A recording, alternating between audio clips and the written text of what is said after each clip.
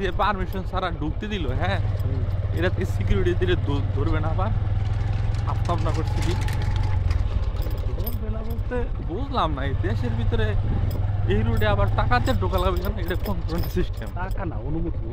Sorry, অনুমতি কথা বুঝছিল না। এটা তো ভালো, এটা তো পুরো ফাঁকা এরিয়া না, এটা ডাকাতি করে মানুষ। দেখো তুমি এখানে কে আইব, পুরোটা তো ফাঁকা ফাঁকা।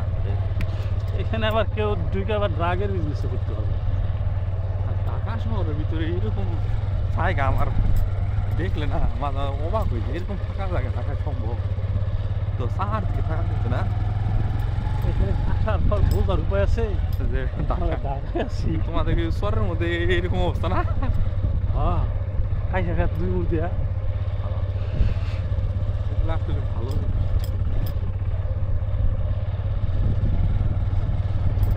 এগুলো তো আবাসন হবে, হবে না? স্বদেশী পুরোটাই আবাসন।